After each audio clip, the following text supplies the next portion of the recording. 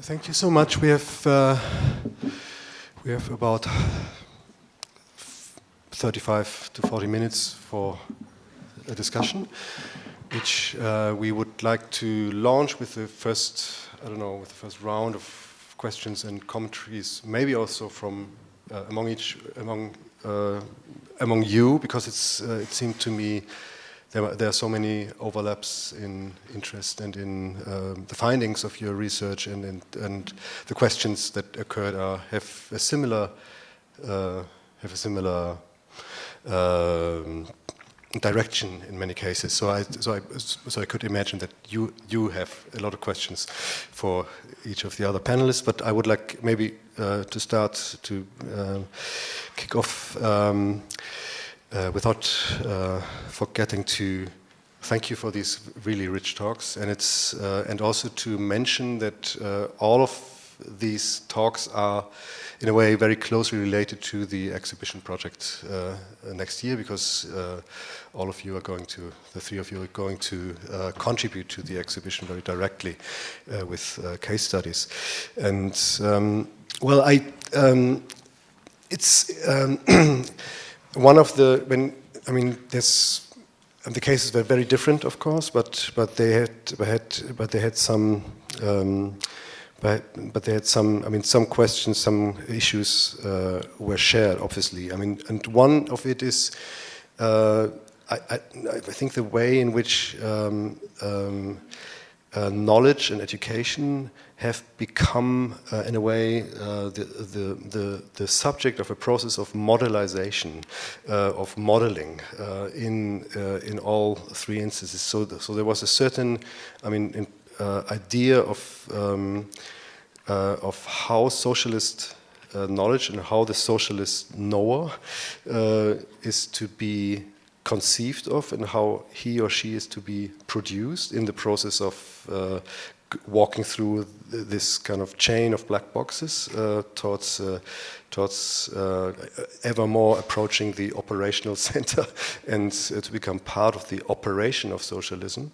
Then there's in a similar way the type buildings you've been presenting, and the variations among them are also very much ingrained obviously by a certain idea of the possibility to plan educational development within the individual, but also within the collective and within the society, and that there are certain formal solutions to be found that would enable this kind of progress being made, and this development or this production of the subject of socialism.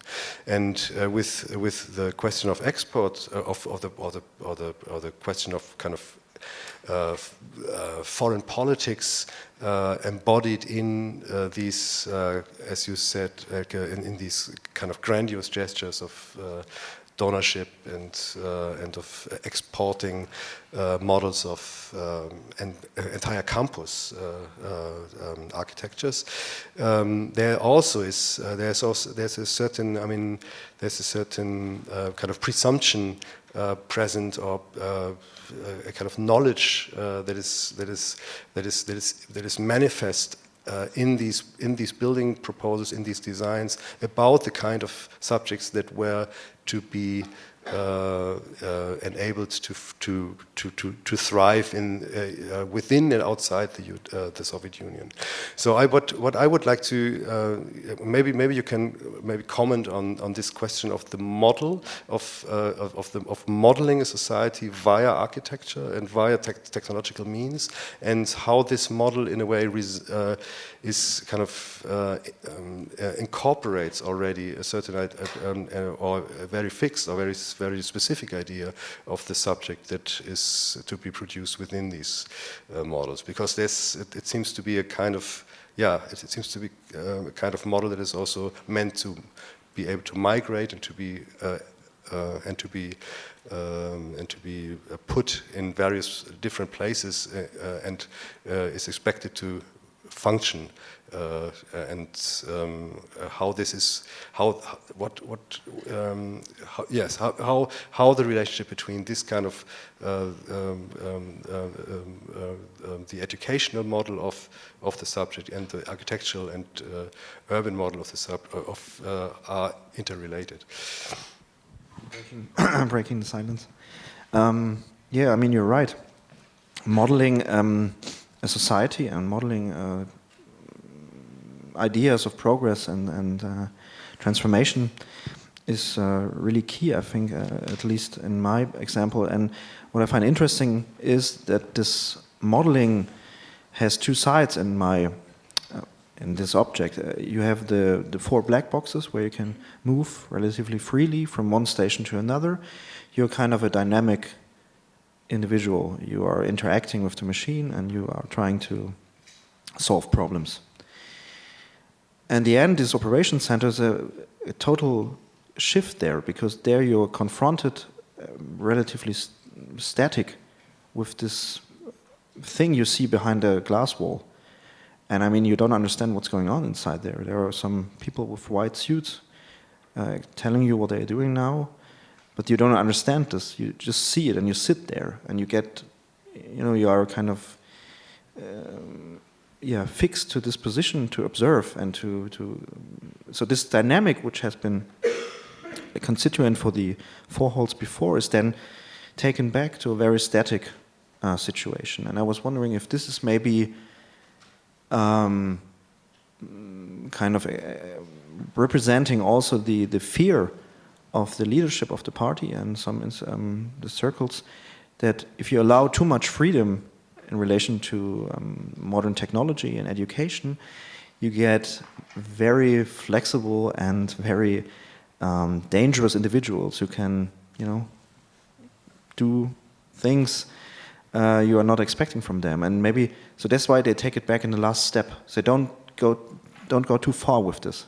Maybe it's just an interpretation.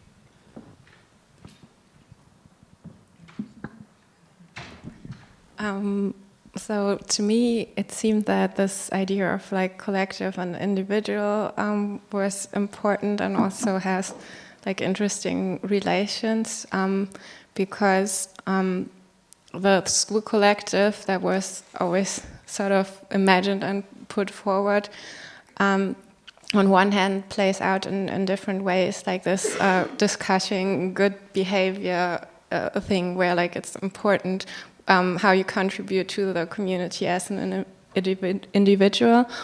And then on the other hand, when I think about like this part, I still want to explore like how the local community was involved into building their own school, that also this the community was also like maybe strengthened by this process of building their own educational facility. And that it required also some voluntary like work or personal like effort into like the building of this collective. So that's what I see like in a model of society which is present in the school building context. Maybe one question with regard to this. This invitation or this encouragement to participate in the process of building your own educational environment, doesn't it in some way contradict, or isn't it this somewhat contradicted by the very kind of industrialized kind of designing and building that was performed by these type buildings? Because how much of a say you could have if when all the elements of the building are arriving prefab and to be put into a particular place? Do you know anything about? I mean, from your research in the archives and your interviews about the very process of participation in these instances? Yeah, that's the crucial question, I think. As I said, like all those institutions were still aiming towards like a more standardized building and also society, and it seems that this participation was more of like a process of like integrating people into this sort of idea of standardization. But I wonder how it played out in practice, and if there wasn't maybe more freedom than you would expect. So that's what I'm interested in. Maybe just as a direct response to this, at least in the Soviet case, I think there's now some research going on that is looking exactly at how the prefab plants or regional or like kind of the places where prefab elements were made.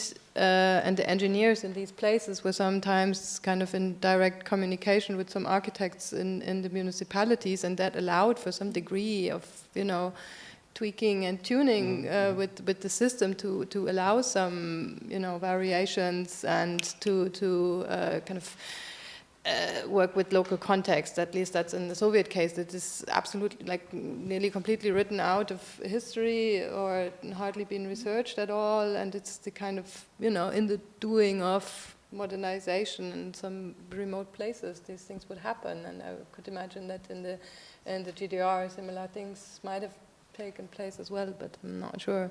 Well, and that leads me to my response to the idea of the subject that you were asking about. Clearly, the subject in the center of these education efforts is the engineer.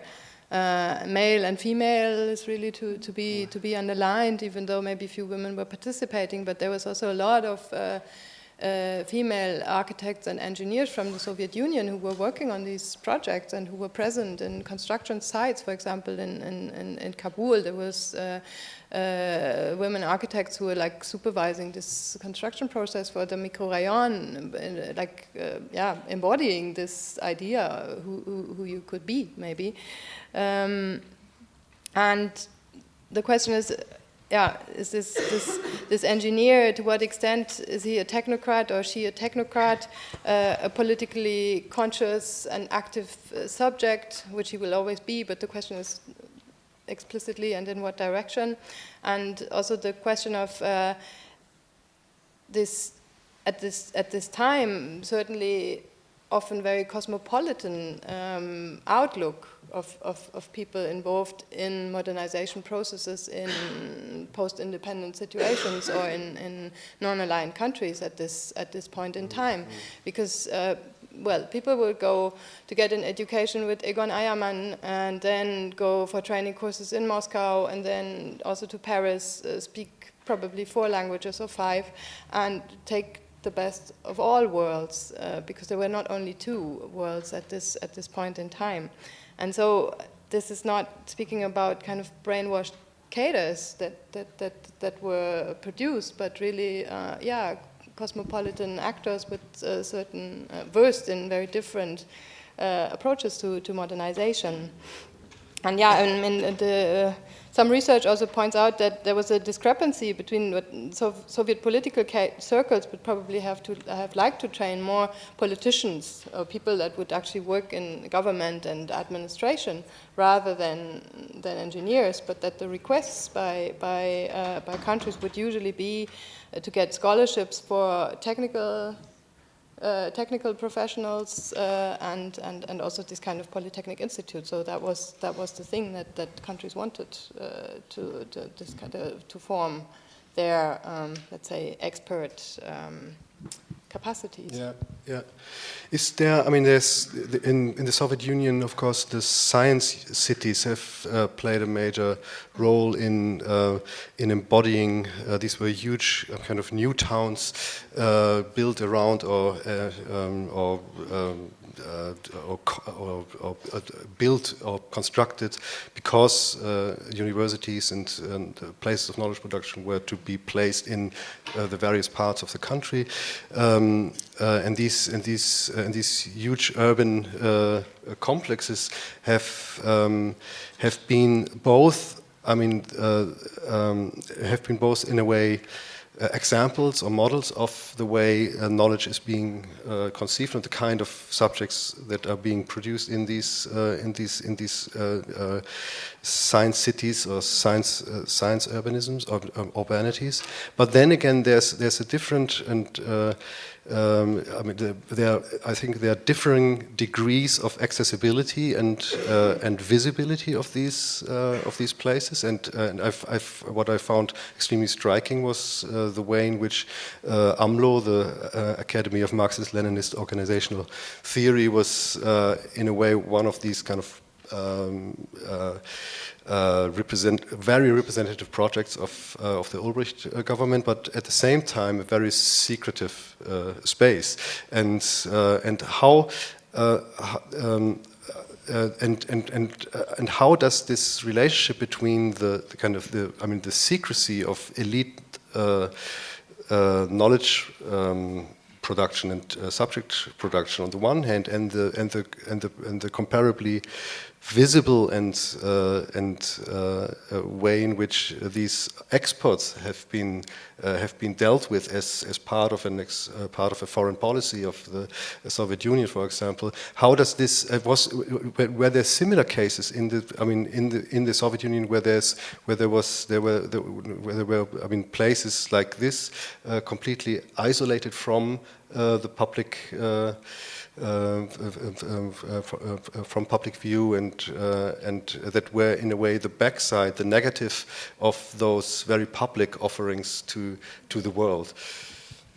Yeah, I think that's a really interesting question, because there was always the question about how, let's say, the Soviet, in the Soviet Union there was such a lack of housing, so many things, facilities, amenities. The reconstruction after the war was a huge effort, and people were living sometimes in very basic circumstances, and it was really, I think, also a difficult question for the leadership, to what extent such grandiose gestures given to other countries would be a sign of we are a global superpower and we can afford this, or whether people would react quite differently to what they thought were excessive gifts in a time when, in many cases in the Soviet Union, very basic needs were not met. Mm-hmm.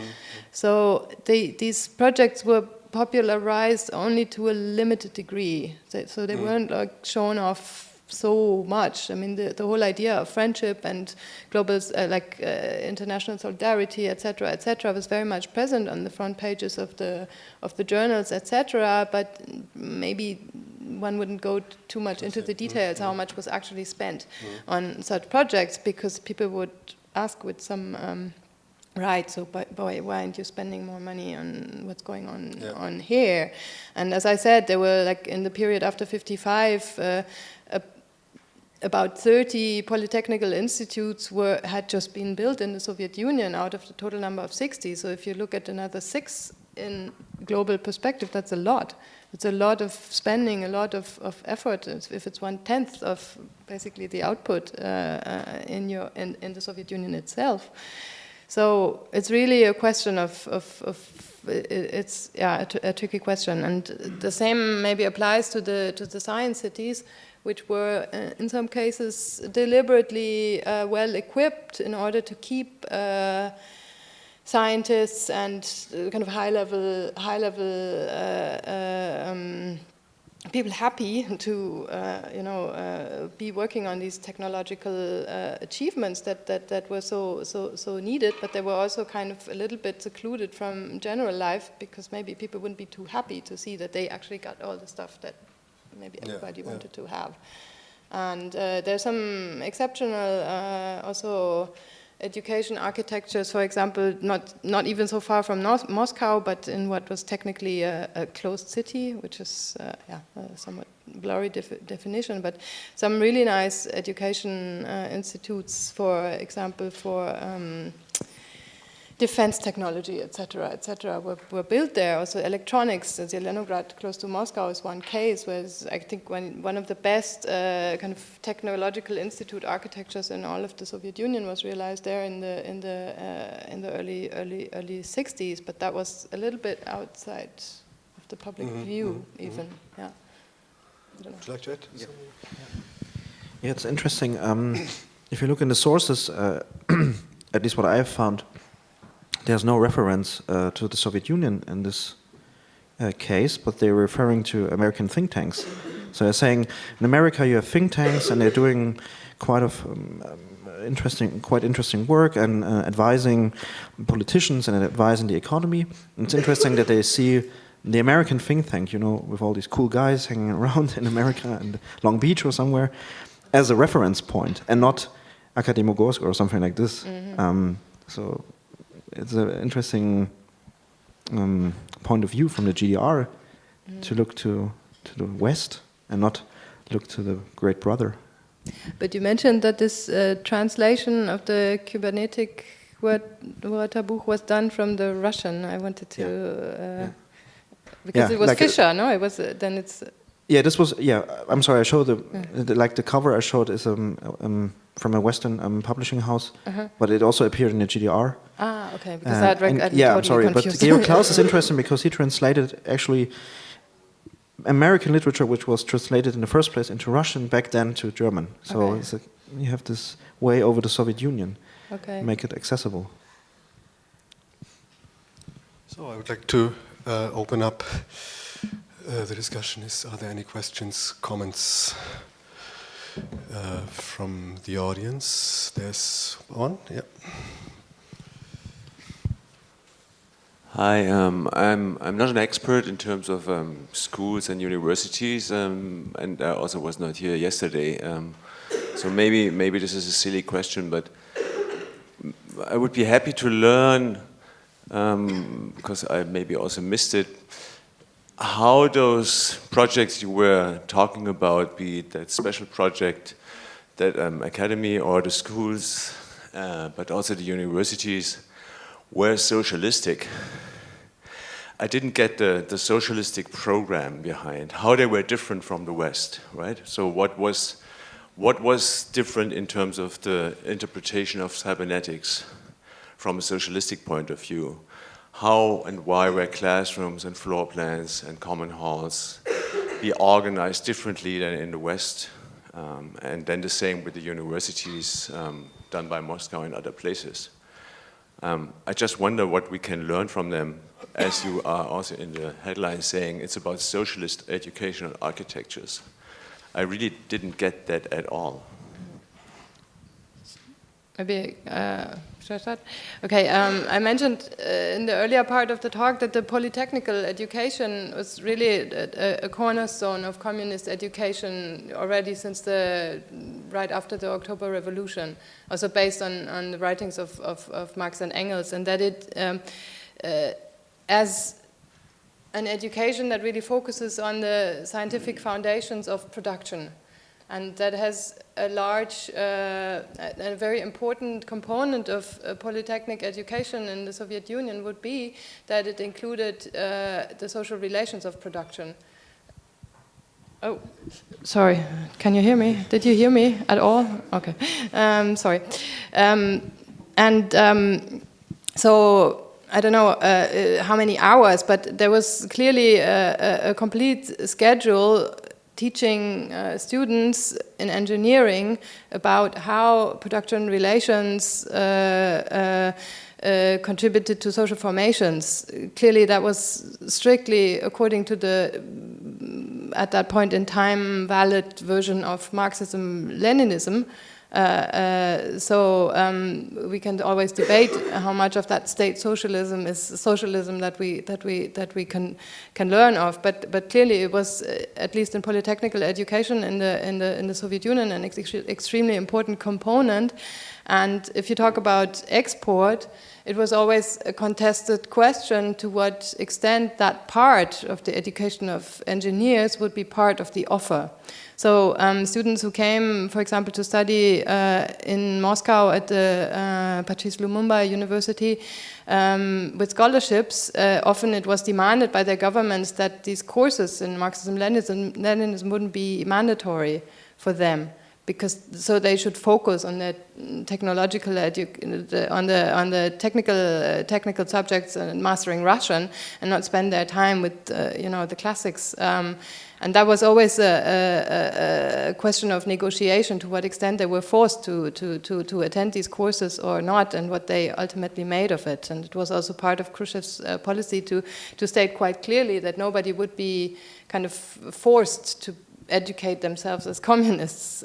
So these dynamics were played out there, and it was also in the case of the campus exports that this part, as long as countries had not kind of declared themselves socialist states or democratic republics of communists with communist parties, this part of the education would not be a kind of mandatory part of what was going on there.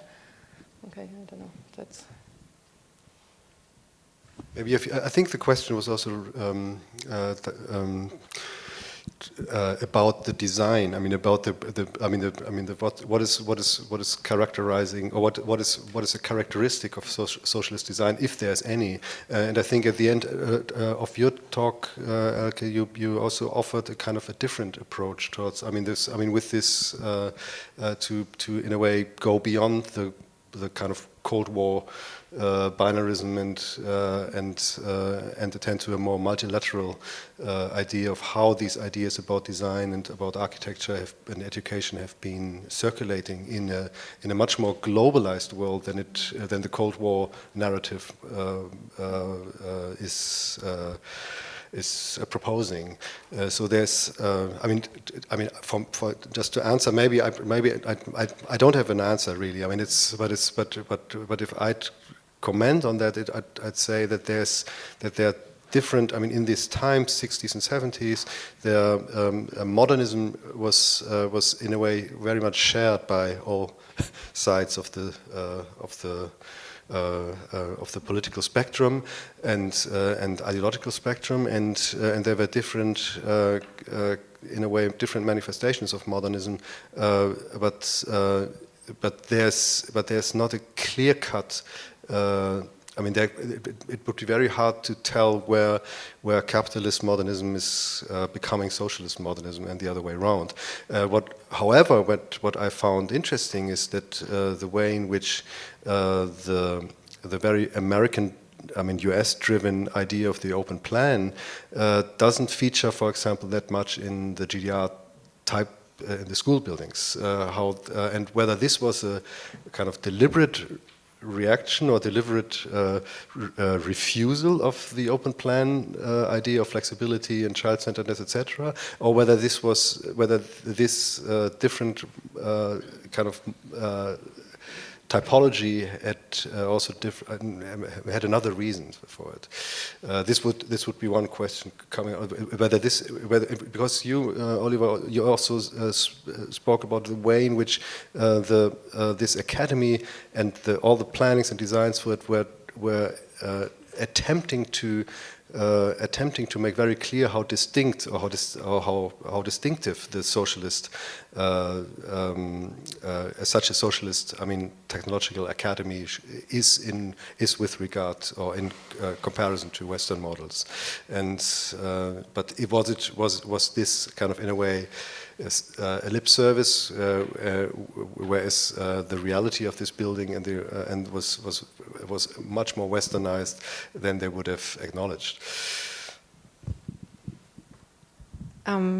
Yeah, maybe I would like to add, to the question, what is there to learn from it? That I learned yesterday that this idea of the comprehensive school was discussed in West Germany much later than in East Germany, and for example, and so I think that the West also looked to the East, in terms of educational systems.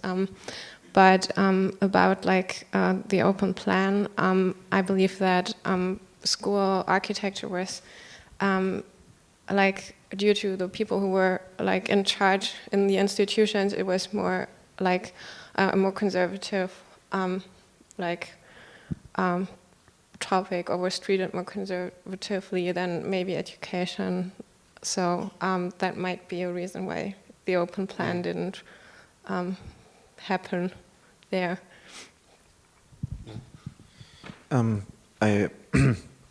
I agree. It would be hard to tell if this academy, if you only see the floor plan and if you only see the machines and learning machines, hard to tell if this would be in the GDR or in West Germany or wherever. But this would be a very formalistic point of view, I guess. So, and answering or trying to answering the question, I mean, you have the historic context, and you have this this effort which is extremely closely connected to the state party and to a very inner circle of power. And even though the base and the architecture is maybe shared, globally shared, or however, the Überbau and all this rhetoric about cybernetics and the progress and the alienation of the worker from its work, or freedom of the worker with the help of cybernetics to get free. I mean, this is our rhetoric figures, and they really have pushed it into this the architecture and the design. So that's why I try to put it into the historical context, and I think this makes it clear why it is socialist in a way. And another aspect, which I think it's also not so much about the architectural language at this point in time, but at let's say the content, which is displayed very prominently in the kind of wall mosaics with the very clear messages, like overly clear messages to some extent. But there's also more, I think, more important messages that are brought across through the teaching. For example, if you speaking of architecture and urban planning, maybe specifically, I mentioned the idea of state-financed housing provision, or in the realm of education, free state-organized education. Students that could come based on merits, they would be fed and housed at the universities. These kind of institutional setups offer a certain alternative to, a very, very, very clear alternative to people competing for scholarships to go to Ivy League universities in the United States. And it's also quite remarkable that in the case of Soviet scholarships, most people, they would ultimately return home to work in the countries where they came from, whereas many people who received U.S. scholarships would then remain in the United States as professionals, basically. So it's a completely different kind of political content that's brought across through much of this, I think. Yeah, and I'm just jumping in. I mean, you made a really important point, both of you, by saying that the visual art underlined the message of the building, because I think we are in a time of a crisis of representation through architecture in the 60s or 70s. So what does it stand for? Yeah. So you need these applications, you need the artworks to give them content. I think this is we should also take this into the account, the visual aspects of this educational architecture.